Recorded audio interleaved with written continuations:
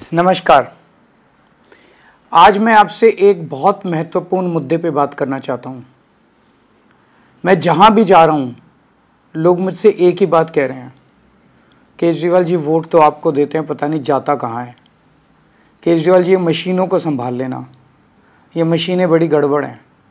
इन लोगों ने मशीनों में बहुत गड़बड़ कर रखी है।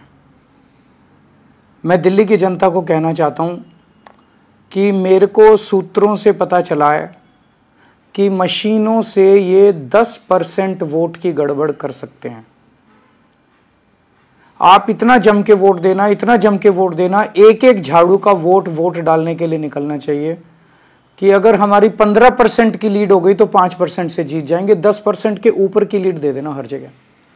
इतना जम के वोट डालना, इतना जम के वोट डालना कि इनकी मशीनों के ऊपर हम जीत जाएं। यही एक तरीका है मशीनों से पार पाने का कि आप खूब जम के वोट डालो। एहतियात के तौर पे हमने एक वेबसाइट बनाई है।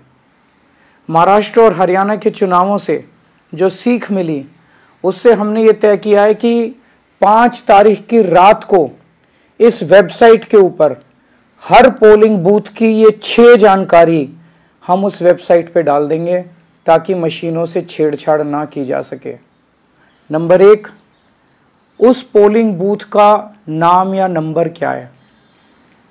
नंबर 2, उस पोलिंग बूथ का प्रिसाइडिंग ऑफिसर कौन है, उसका नाम। नंबर 3,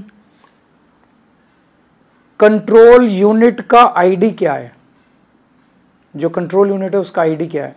नंबर 4, उस बूथ पे रात तक, अंतिम तक टोटल कितने वोट पड़े। तो इससे यह पता चल जाएगा कि अगर 800 वोट पड़े तो गिनती 800 ही वोट की होगी, क्योंकि हम उसमें मशीन में डाल देंगे कि उस दिन कितने वोट पड़े। कई जगह आरोप लगता है ना कि वोट तो पड़े 600, गिनती हो गई 800 वोट की, तो वो नहीं हो पाएगा। हम 5 तारीख की रात को सारा डेटा वेबसाइट पे डाल देंगे।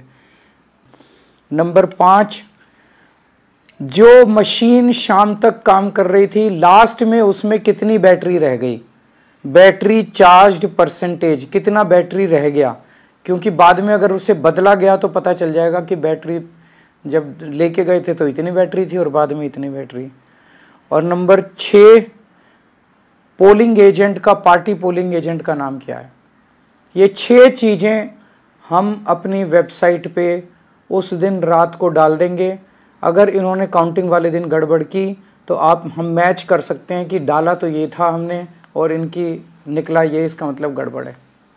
तो हमें सबको मिलके इंश्योर करना है कि जो ये गड़बड़ें करते हैं वो दिल्ली के चुनाव में हम गड़बड़ सारे मिलके उसको रोक सकें।